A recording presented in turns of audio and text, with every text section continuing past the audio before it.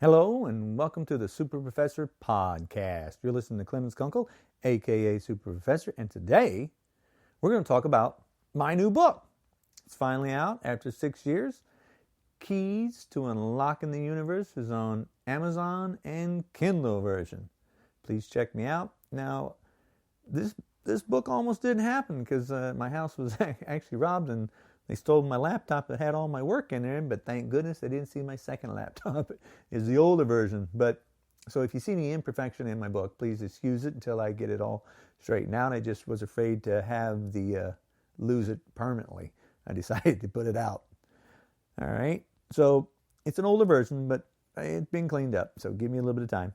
But anyway, so let's talk about, before we get into my book, and my book is all about space. It's all about new theories on the universe. Now, it's not string theory, it's not M theory, it's not supergravity theory. Those theories have been around for years. This is not that. This is a whole new theory. All right. Let's talk about space. What's happening out there? Well, our universe is expanding.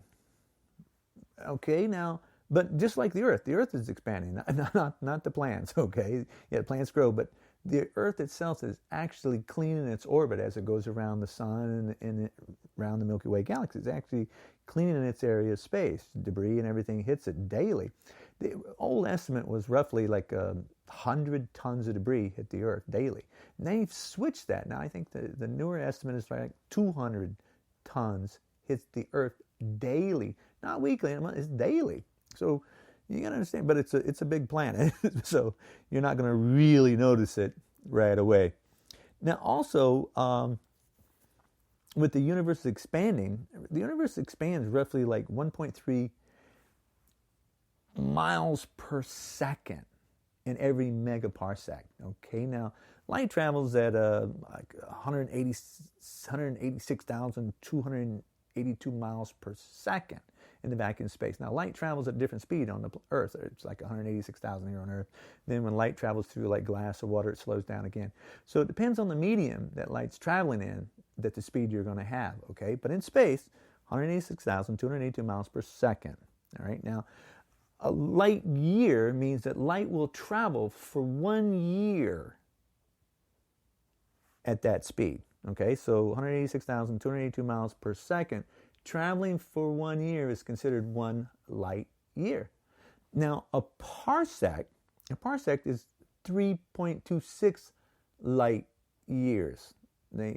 That's how they measure.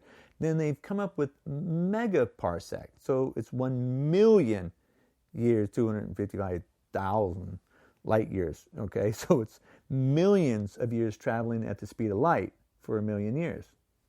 That's how they measure, and there's other ways, but that's the way we measure distance. We don't say miles. Miles, we can't. We don't have pages long enough to write all them zeros.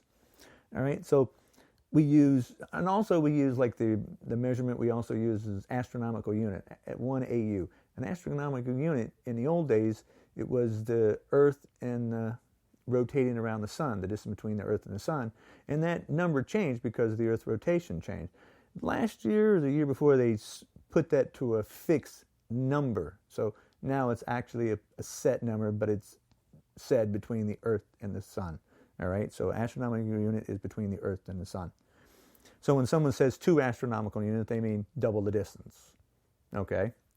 Now, we know the universe is expanding to 1.3 miles a second in every direction and at every megaparsec. Okay? So the universe is getting larger. Now, what's filling in them gaps? The universe is getting larger. Did you know that there's roughly, like scientists do the figuring, they figured roughly, and the numbers keep changing as time and technology goes on and better computers and better estimating comes about. It used to be that there was like 400 million stars were born every day. 400 million born daily. Now, stars do die. Supernova explosions and red giants, and they give up. Our sun will die one day too. But it's, the universe is constantly growing, changing, and nothing stays the same, but it's always rotating and moving. Now, our universe, now it's 824 million stars born. I don't know the estimates for how many stars die, but that's a lot of stars being born every day. Now, we want to live in space. I mean, I don't know if anybody out there is keeping track, but Mars One was they're trying to have a colony on Mars by, I think it's 2025. Like 200,000 people signed up to live on Mars. I was one of them, and it's a one-way trip. You can understand. It was a one-way trip when we came over to the New World, the United States. It was one way. But then as technology gets on, now people travel all around the world to go on vacation. So what was once a one-way trip won't be later on as more and more technology and advancement get to going. And back in the old days, too, you got to realize when people came over to the United States, we didn't have mail. Went back and forth. People, once they left their family, it was pretty much that was it. They never seen them or talked to them or everything again. But in space, once we go to space, we'll be able to communicate, we'll be able to do Wi-Fi and talk back and forth and see our loved ones, even though they're on another planet. Your brother, your sister, you never know who goes up. But so space is expanding, and we're trying to get in there and expand it with it. Now, roughly, we went to the moon. 12 people have walked on the moon. And right now we got last year we had 533 people that had lived in space on the space stations that are up there. I think the International Space Station is number 7. And there's a private firm that also has a space station up now. And what they want to do is mine the asteroids. So now there's a new law in effect that if you can go and mine the asteroids for the mineral rights, and there's a lot of them out there, then it's yours, which is going to change space travel and exploration because there's money out there and the people are going to chase it down because it's there. But space travel is where we need to go to be able to go to another star and with a planet around it, an exoplanet. Exoplanet is a planet around another star. And I think there's, one estimate was there's a billion, it used to be a billion stars in the Milky Way galaxy. And there's roughly, I think that's switched to 1 trillion now. And roughly in the, in the old days, we thought we were the only, the known universe was the Milky Way galaxy. There wasn't anything outside it. And then it's oh, no, what we're looking at, those little dots out there that we think are stars, they're not stars, those are galaxies 100,000 light years away or 100 million light years away. So we realized that our universe is much larger. And so now the new estimate is something and I think that's changed again, but it's roughly 125 billion galaxies are out there that we can go visit with stars, with planets around it. And the new estimate now is that they think, through everything that we look at, that there are more planets than stars. Now, before, we didn't even know that other planets besides the one that we had around our sun existed. But now, that number's changed. That number is now they found planet after planet after planet. They went exponentially. We have big numbers, and now it's you know what? The universe is larger than we think again. There's a lot more out there. So the universe is where we need to go to expand, to survive, and that's where we're going. So now my book is about why space is expanding and what dark matter. Dark matter bends the fabric of space. My book explains what I think dark matter is. There's things in space that dark matter is like MACHO. MACHO stands for Massive Compact Halo Object. It's the lensing effect of a binary star that they actually checked. And then as the dark matter went in front of the star that was in a redshift spectrum moving away from us jumped from a redshift to a blue shift. It jumped toward us and got exponentially large. We know something went in front of it, but we can't see it. The light travels right through that matter, but we know that matter is bending the fabric of space. We know that matter bends the fabric of space. They just don't know why. My theory says that the matter that's bending our space is actually another dimension affecting our area of space. Now, take our Milky Way galaxy and we have a black hole. Black hole is the most powerful thing in the universe that we know of so far, okay, with the galaxies around it. You can have 1 billion suns mass in a black hole. Now, I say that a MACHO dragging through our area of space is actually another dimension with a black hole bending the fabric of our space. And I explained why. And I also predicted that if it was a black hole from another dimension squeezing the fabric of our space, then it would cause the light to come out as white light at the bulge, and then as it's heading back toward us, it'd be stretched again, but it looked like it was in a blue shift spectrum, okay, because space is always expanding. With knowing that that's a black hole, now you can say, okay, that's a black hole, and what's in it? What does black holes have around it? A galaxy.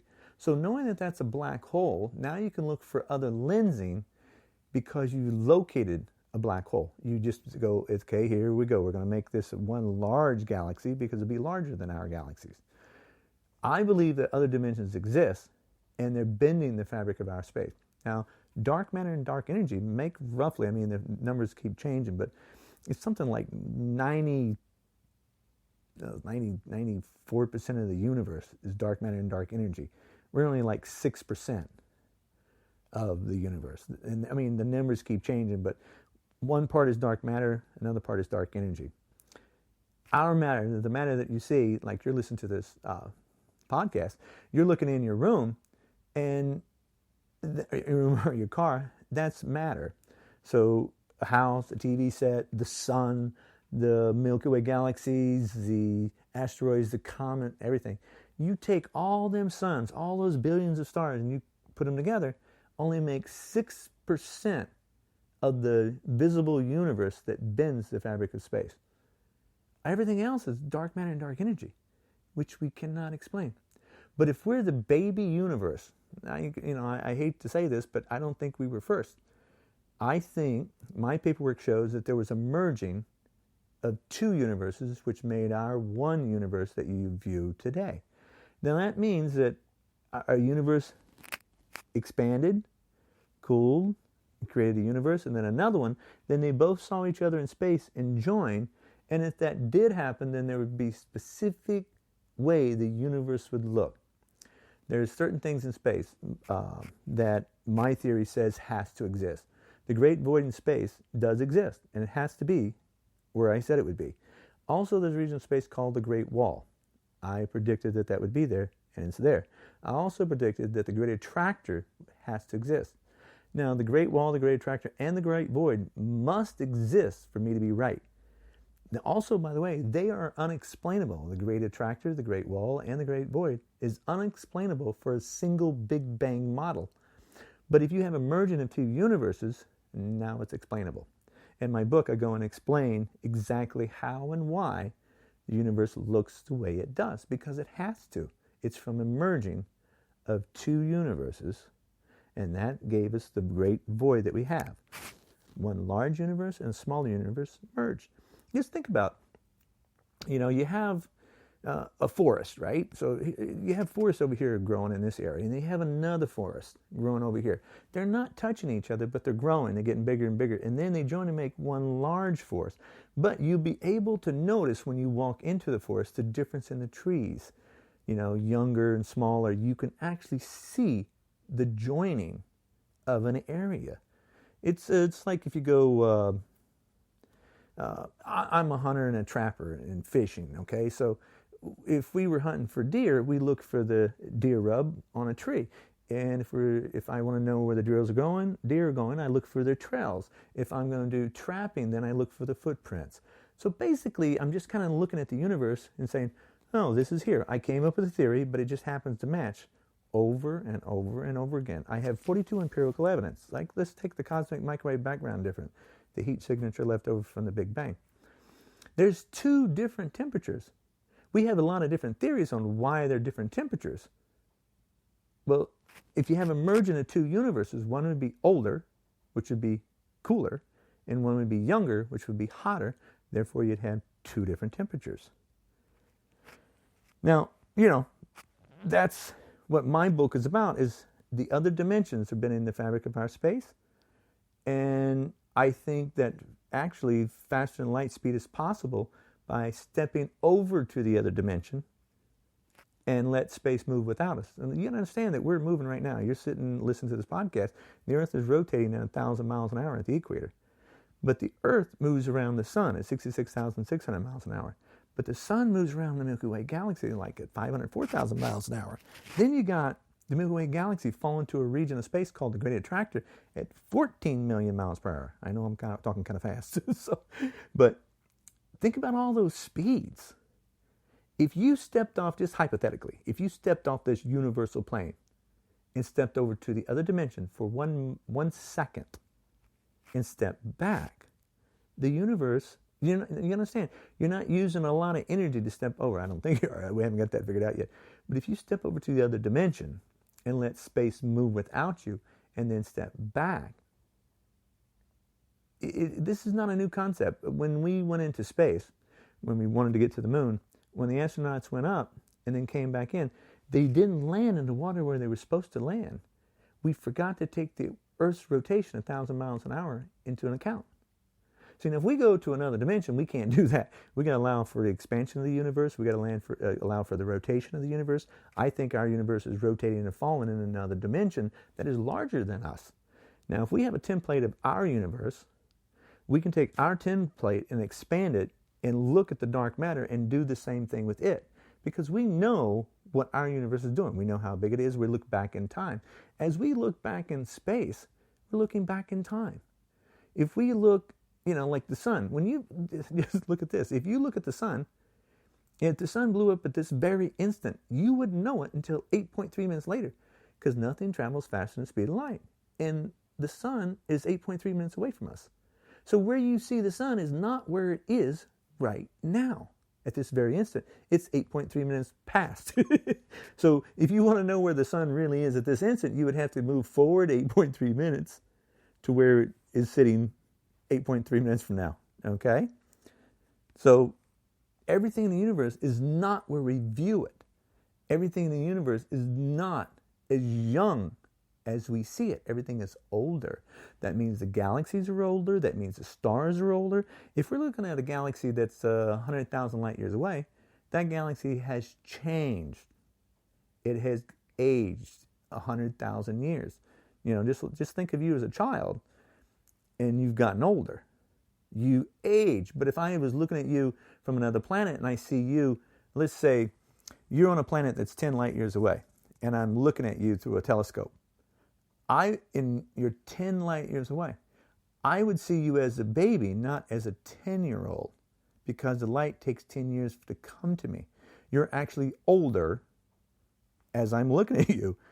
Does that make sense? I hope I'm not trying to confuse you too much, but you got to understand that light travels at a set speed, and everything you see is in the past. It's not in the present. Everything is the past. It's not present. It's past. All right? So anyway, that's what my book is about, is, how to use space travel faster than the speed of light by stepping over to the other dimension, and also understanding that the other dimensions exist, and then we don't live in the fourth dimensional plane, we don't live in the fifth, we're at least the sixth dimensional plane. You still have forward, backward, left and right, up and down. You have thinner space, slower time, heavier matter, which is the sixth dimension. All right? And my book goes into detail and explain it, and I hope I broke it down where it makes a little bit of logical sense. But if you have any questions, please, feel free to call me, and I'll explain it. Or you can come to my seminar at Jote's Indian Restaurant a year from now. There's Eventbrite. You can come and I can explain more in detail. And, check me out on YouTube. I break concrete block with my bare hands. Beer bottle, wine bottle. I like to entertain people.